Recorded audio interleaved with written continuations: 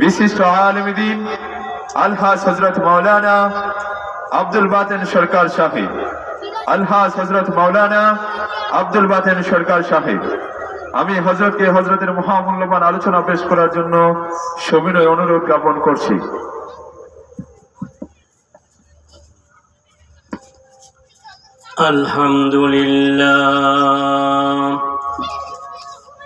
আলহামদুলিল্লাহ নাহমাদুহু ওয়া নাস্তাঈনুহু ওয়া নাস্তাগফিরুহু ওয়া নাউযু বিল্লাহি মিন শুরুরি আনফুসিনা ওয়া মিন সাইয়্যাতি আ'মালিনা।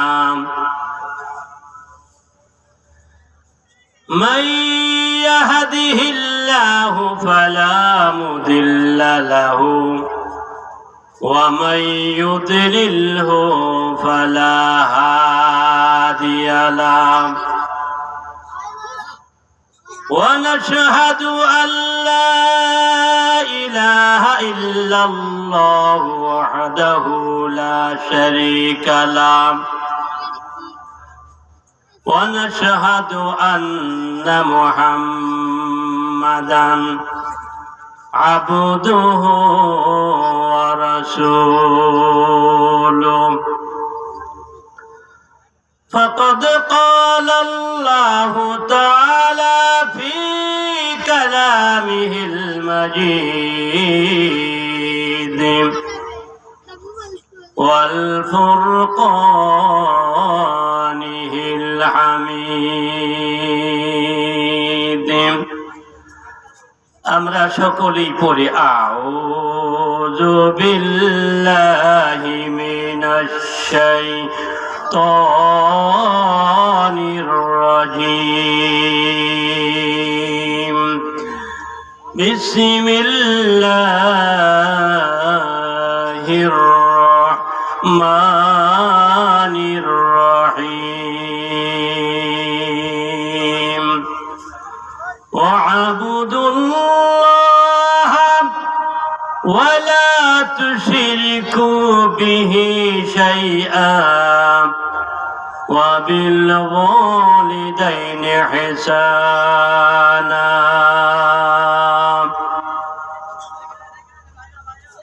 صدق الله العظيم وصدق رسوله النبي الكريم ونحن على ذلك من الشاهدين والشاكرين والحمد لله رب العالمين.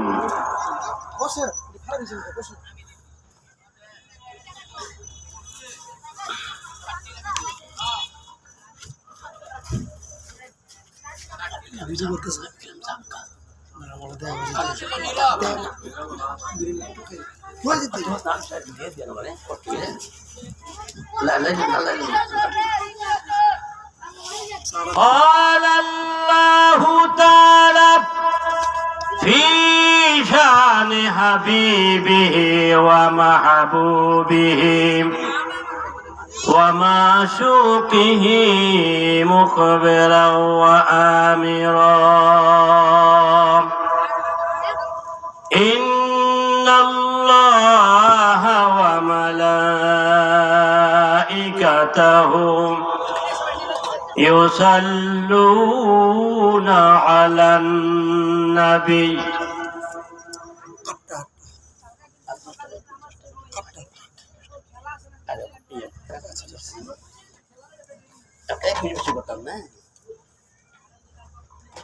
يا أيها الذين آمنوا صلوا عليه وسلموا تسليما। দুরূদ শরীফ পড়া ভালো কাজ না খারাপ কাজ? দুরূদ শরীফ পড়া ভালো কাজ। অতএব দুরূদ যখন পড়বেন তখন আওয়াজকে বুলন্দ করে সর্বশক্তি দিয়ে নবী পাকের মহব্বতে স্বাচ্ছন্দ্যে দুরূদ শরীফ পড়বেন। আল্লাহুম্মা সাল্লি وعلى آل محمد كما صليت على إبراهيم وعلى آل إبراهيم إنك حميد مجيد اللهم بارك على محمد وعلى آل محمد كما باركت على إبراهيم وعلى آل إبراهيم إنك حميد مجيد اللهم صل على سيدنا مولانا محمد وعلى آل سيدنا مولانا محمد উড়ে যাও রে পূবের হাওয়া উড়ে যাও রে মদিনা মোদের সালাম দরুদ পৌঁছাইয়া দিও পাক নবীজির আওয়াজায় আল্লাহুম্মা সাল্লি জোরে সাইয়্যিদিনা মাওলানা মুহাম্মাদ ওয়া আলা আলি সাইয়্যিদিনা মাওলানা কোথায় রইলেন প্রাণের নবীজি আমরা অধমদের ছাড়িয়া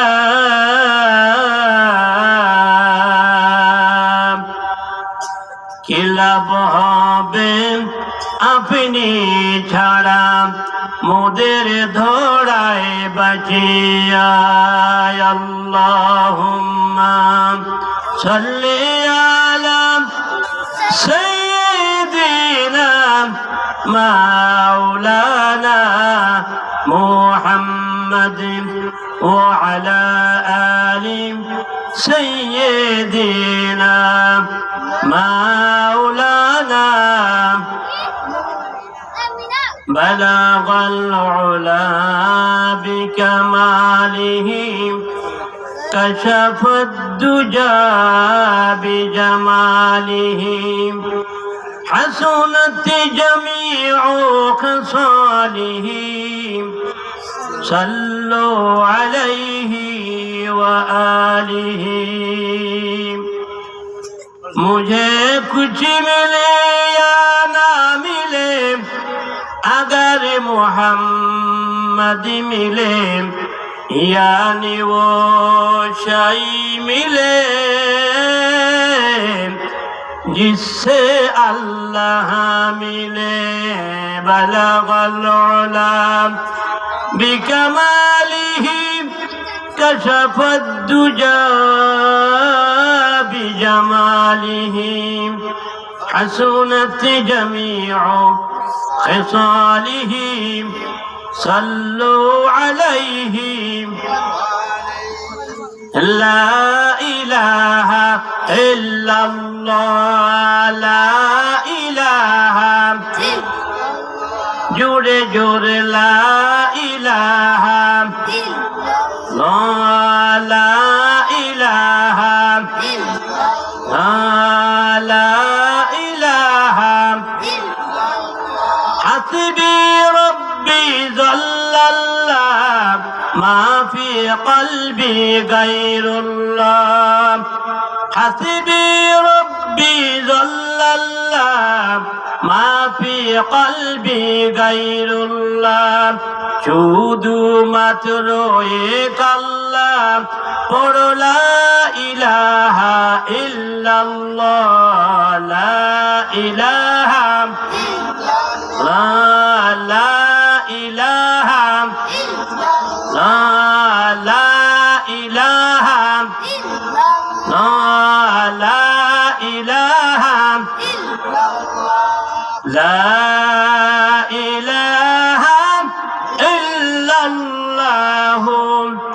মুহাম্মাদুর রাসূলুল্লাহ। সকলেই পড়ি সাল্লাল্লাহু আলাইহি ওয়াসাল্লাম। আলহামদুলিল্লাহ,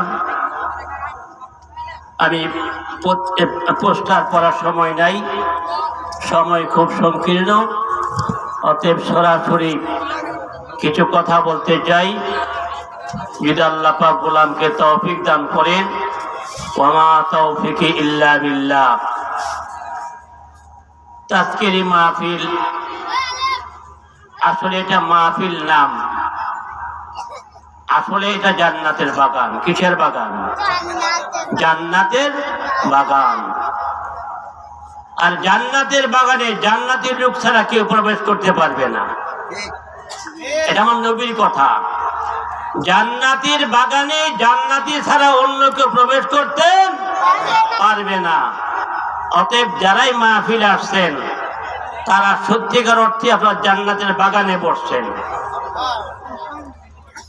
এখানে আপনাদের খাবার হবে আল্লাহ পাকের মহা কালামে পাক আর রাসূলে পাকের হাদিস, এগুলো আপনাদের খাবার হবে।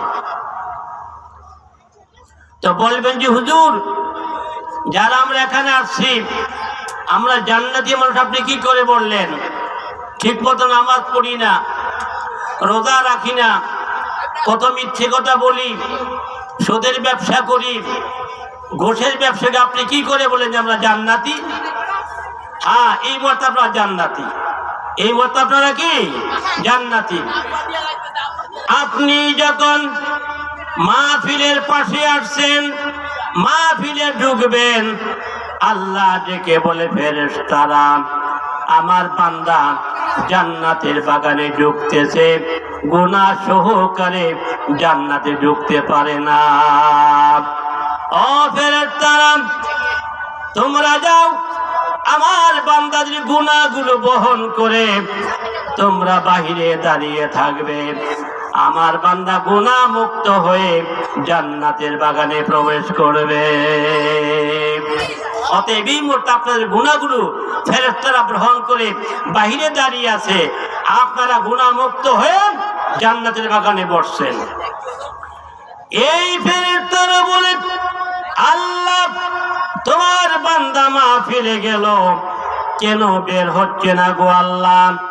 আমরা তাদের গুনার বোঝার কতক্ষণ বহন করে আমরা দাঁড়িয়ে থাকবো? আল্লাহ বলে, ফেরেশতারা আমার বান্দা জান্নাতের বাগানে গিয়েছে, ওখান থেকে বের হবার পরে আবার তার গুনাহগুলো তাকে ফিরিয়ে দেবা, এটা আমি আল্লাহ পছন্দ করি না। এদের কি ফিরিয়ে দিবা গুনার গাছগুলো? আবার আমি আল্লাহ কি তা পছন্দ করি না। অতএব এই গুনার রাশিগুলোকে বিশাল বিশাল জলরাশি সাগরে মহাসাগরে এই গুনাহগুলোকে ডুবিয়ে দাও। ধরে বলেন সুবহানাল্লাহ। এদেরকে গুনাহগুলো আর ফিরিয়ে দিও না। অতএব জান্নাতের বাগানে আসছেন, আপনারা জান্নাতি। যদি এখান থেকে বের হয়ে গিয়ে আর কোনো গুনাহের কর্ম না করেন, আপনি ইন্তেকাল করেন, আপনি সত্যিকার অর্থে জান্নাতি, কোনো সন্দেহ নাই। যাক, আল্লাহ পাকের মহা কালামে পাক থেকে, মহা সমুদ্র থেকে আমি একটু আয়াত তেলাওয়াত করেছি। যদি আল্লাহ তৌফিক দেন, আমার যে সময়সীমা দেওয়া হয়েছে তার ভিতরে আমি আমার আলোচনাকে সমাপ্ত করার চেষ্টা করব। আমার আল্লাহ বলে, ওয়াবুদুল্লাহ, ও আমার বান্দা বান্দিরা, আমি আল্লাহ বলছি। কে বলছে? আল্লাহ। আমি আল্লাহ বলছি, দুনিয়ার মানব জাতি, তোমরা আমি আল্লাহর গোলামি করবা। কার গোলামি করবে? যেহেতু আমরা গোলাম কার? আমরা কার গোলাম? আল্লাহ আমাদের মালিক, আমরা তার গোলাম। অতএব গোলামের কাজই হবে মনিবের কথা মতো চলা। কি বলেন? মনিবের কথা মতো চলা। অতএব আমরা আল্লাহর গোলাম। এই জমিন কার? এই আকাশ কার? তাহলে আমরাও আল্লাহর জমিনও আল্লাহর, আকাশও কার? আল্লাহর। অতএব আমরা আল্লাহর গোলাম, আল্লাহর জমিনে বসছি, জান্নাতের বাগানে বসছি। অতএব আমাদের কাজ হবে একমাত্র আল্লাহর গোলামি করা। ওয়ালা তুশরিকু বিহি শাইআ, আর বান্দা গোলামি যে করবা শর্ত হলো শিরক মুক্ত গোলামি করবা। কি মুক্ত? শিরক মুক্ত। শিরক করা যাবে না। শিরক মানে কি?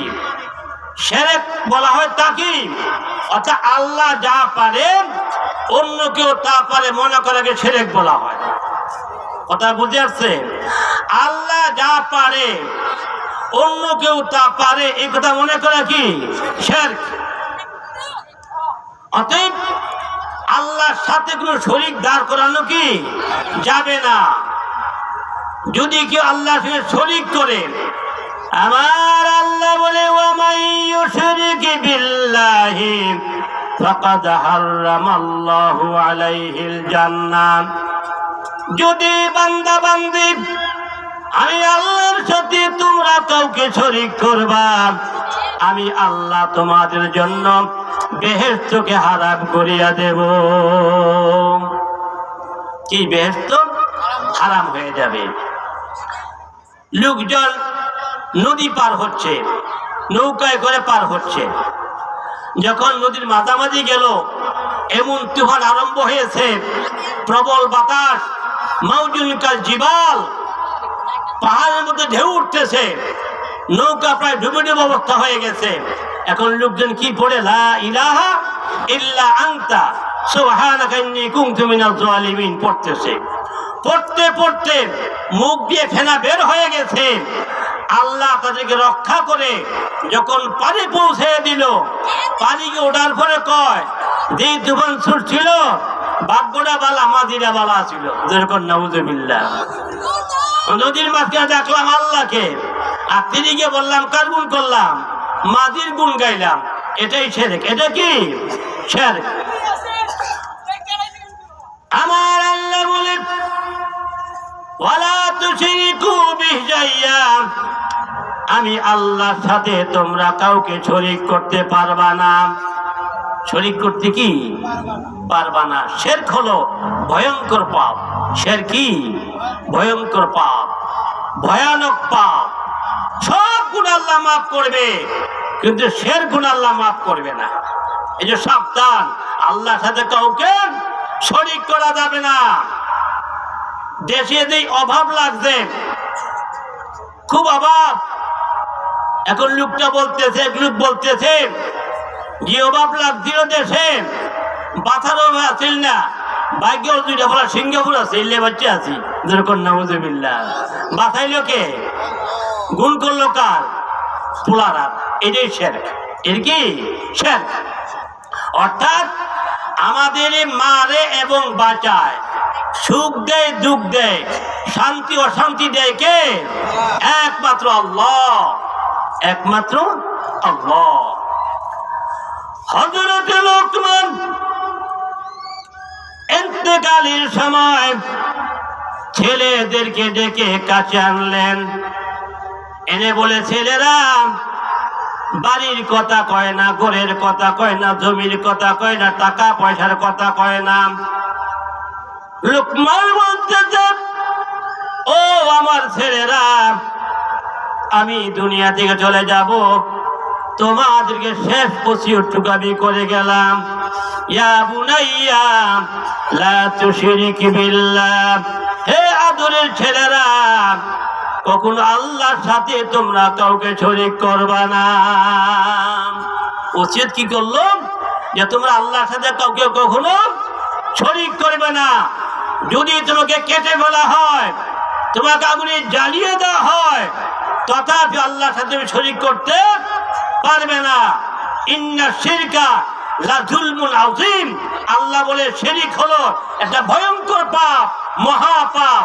অতএব এই শিরক থেকে মুক্ত থাকার চেষ্টা করবেন।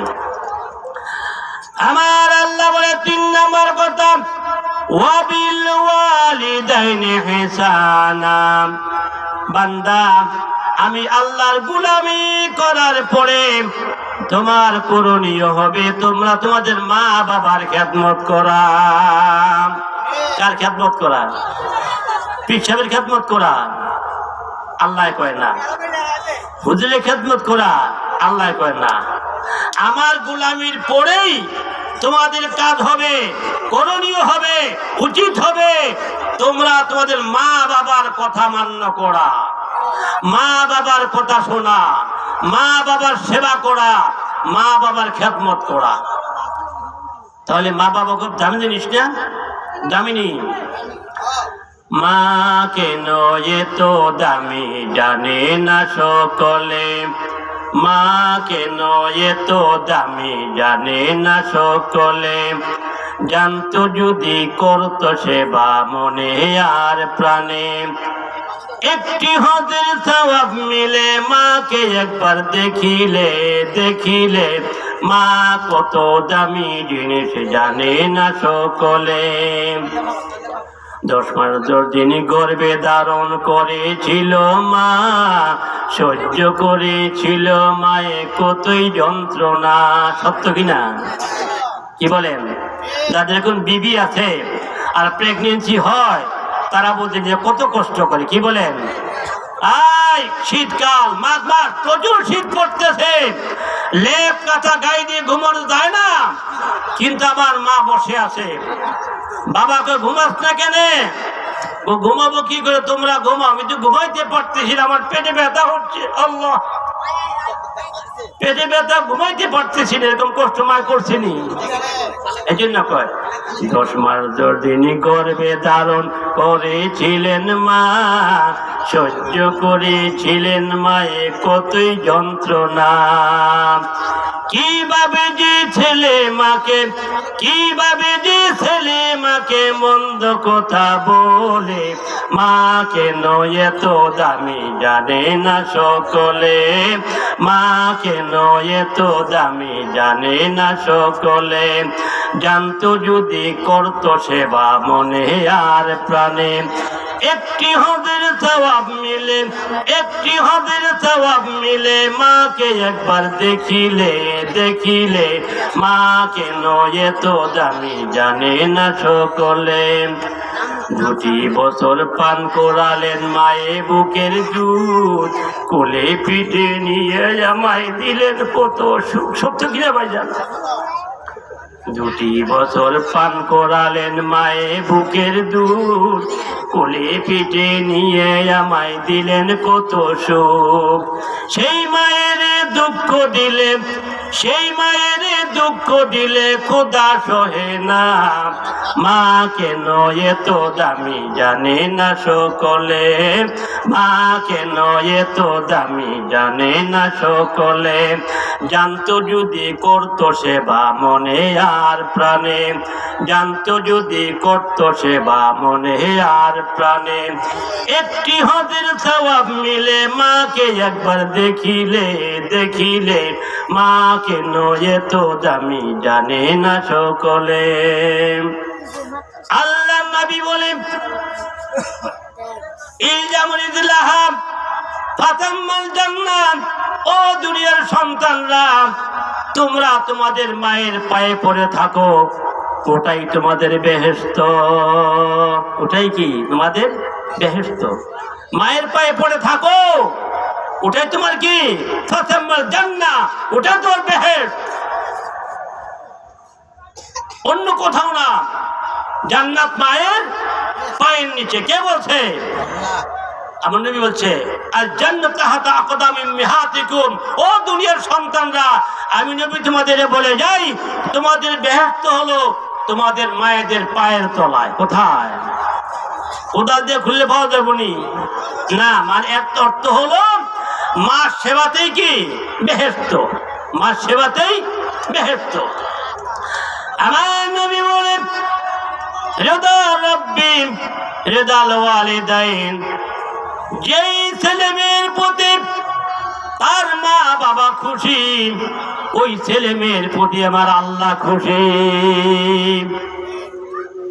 কথা বুঝে আসছে? যেই ছেলে মেয়ের প্রতি তার মা বাবা খুশি, তাদের প্রতি কে খুশি? আমার আল্লাহ খুশি।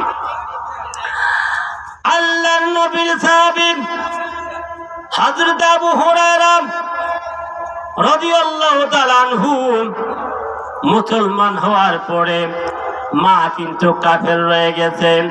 মা কিনা মুসলমান না, সে মুসলমান হয়ে গেছে। আবু হুরায়রা কালিমা পড়ার পরে, মুসলমান হওয়ার পরে নবীর দরবারে খালি বসেই থাকে, নবীর দরবারে সময় কাটায়। যখন বাড়িতে যায়, ছোটকালে বাপ মারা গেছে, শুধু মা আছে, মা কিন্তু কাফের। মা কি? কাফের। তো বাড়িতে গেলেই মা একটু তারে মন্দ বলে, মারধর করে, লজ্জা দেয়। কেন? কারণ সে মুসলমান কেন হইল? সে মুসলমান কেন হইল? দেখেন মা কি বেশি ওয়াজ লাগে, একটা ওয়াজ করি। মা কি জিনিস? যাদের মা যুবকরা, মায়ের সেবা করো, মাকে দুঃখ দিও না, মাকে ধমক দিও না, মাকে গালি দিও না। মা কত বড় নিয়ামত। আবুর একদিন নবীর দরবার থেকে একটু বাড়িতে গেছে, অনেক সময় হয়ে গেছে নবীর দরবারে বাড়িতে গেছে। মা কয়, সারাদিন কোথায় ছিলা? মা গো, এমন একটা দরবারে ছিলাম, এমন একটা কদমের মধ্যে ছিলাম, যেই কদমকে দুনিয়া চুম্বন করার জন্য পাগল, সারা দুনিয়া পাগল, ওই কদমে ছিলাম, নবীজির দরবারে ছিলাম। তো মা তো মুর্শেকা, শুনে আরো রাগ হয়ে গেছে। হাতে একটা লাঠি নিয়ে আবু হুরায়রাকে মারতে আরম্ভ করলেন। রাগের মার এতই মারলেন, আবু হুরায়রা উপযুক্ত হওয়ার পরও মায়ের এই মারটাকে সহ্য করতে পারলেন না। তিনি হাউমাউ করে কাঁদতে আরম্ভ করলেন। কাঁদতে কাঁদতে আবার নবীর দরবারে গিয়ে, কোথায় গেছে? নবীজির কাছে। আল্লাহ নবী বলে, আবু হুরায়রা, তুমি উপযুক্ত মানুষ, ছোট্ট বাচ্চার মতো হাউমাউ করে কেন কাঁদো? কারণ কি? তোমার শরম লাগে না? কাঁদো কেন? তুমি তো উপযুক্ত লোক। হুজুর, এই জন্য কাঁদি, আমার মা আমাকে মেরেছে। কে মারছে? আমার মায় আমারে মারছে। মা তো মারবেই, মা তো তোমাকে শাসন করবে। হুজুর, এরকম মেরি মায় মারছে, আমি সহ্য করতে পারলাম না, কেঁদে ফেললাম। হুজুর, এত ব্যথা পেয়েছি, কষ্ট পেয়েছি। আবু হুরায়রা, তুমি কে কম চাও যে আমি তোমার মারে কিছু বলি? রে আবু হুরায়রা, তোমার মা যদিও মুশরিকা, তোমার মা যদিও কাফের, তোমাকে মেরেছে, আমি বিশ্বনবী হওয়ার পরও তোমার মারে কিছু বলার অথরিটি আমার নাই। দেখেন তো, মা কিন্তু মুশরিকা, মা কি? মুশরিক, মা কাফের। নবী কয়, তোমার মা যদিও কাফের, তোমাকে জন্ম দিয়েছে, তোমাকে তোমার মা প্রহার করেছে, অতএব তোমার মা তোমাকে মেরেছে, আমি বিশ্বনবী হওয়ার পরও তোমার মারে আমি কিছু বলতে পারবো না। সুবহানাল্লাহ। দেখেন মা কত দামি। একটা মুশরিক মা, তা কোনো বিধি বলে আমি তাই কিছু বলতে পারবো না। আবু হুরায়রা বলে, হুজুর, আমার মাকে কিছু বলেন, আমি এই জন্য নালিশ করতে আসি নাই। এই জন্য কি নালিশ করতে আসি নাই?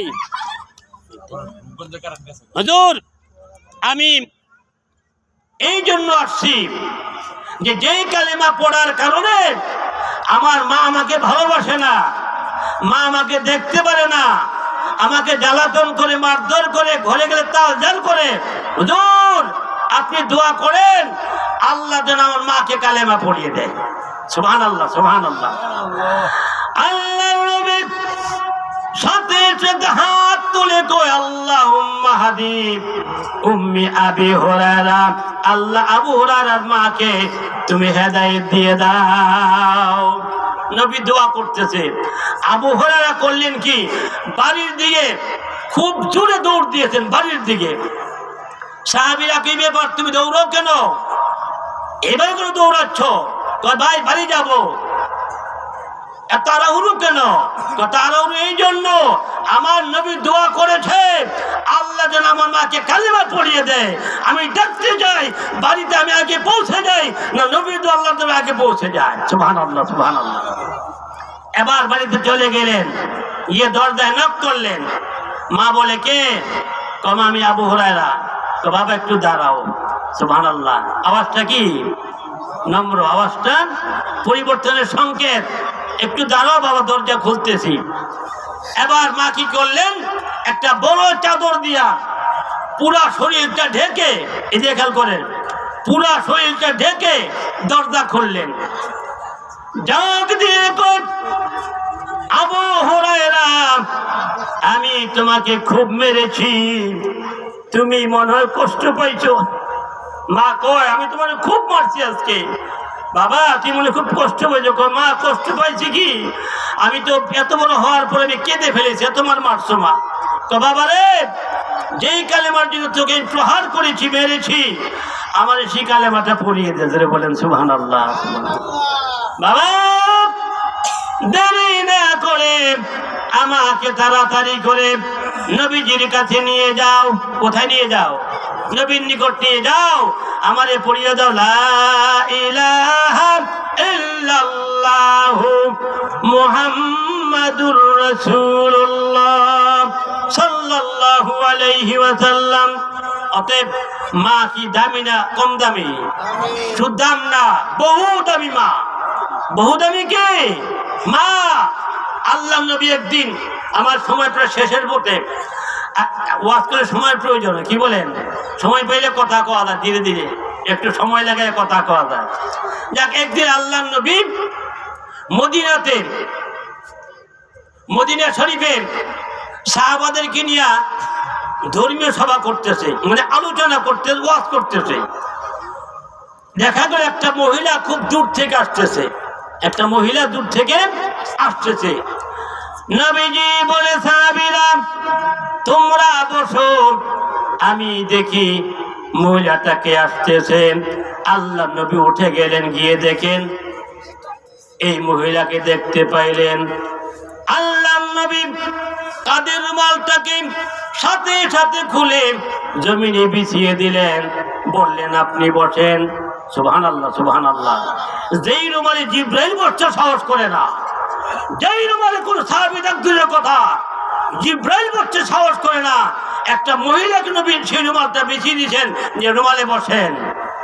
কিছুক্ষণ নবী কথাবার্তা বলার পরে মহিলা বলতে চলে গেল, নবীদের সাহাবীদের কাছে চলে আসছে। সাহাবীরা বলে, ওগো আল্লাহর নবী, দয়া করে বলেন এই ভাগ্যবতী মহিলাটাকে, এত বড় কপাল তার, আপনার রুমালের স্থান পেয়েছে, বসতে পেরেছে, হুজুর গো এই মহিলাটাকে। নবীজি বলে, সাহাবীরা রে, এই মহিলা অন্য কেউ না, এ হলো আমার দুধ মা হালিমাতুস সাদিয়া রাদিয়াল্লাহু তাআলা আনহা। দুধ মাতা কি? হুজুরকে দুধ পান করে জন্ম দিলে দুধ পান করাইছে। এই মাকে আল্লাহ নবী এরকম দাম দিয়েছেন, নিজের কাঁধের রুমালতে বিছিয়ে মাকে বসিয়ে দিয়েছেন। জোরে বলেন সুবহানাল্লাহ। দেখেন মা কত বড় নিয়ামত। অতএব এইরকম মা তাদের করে আছেন।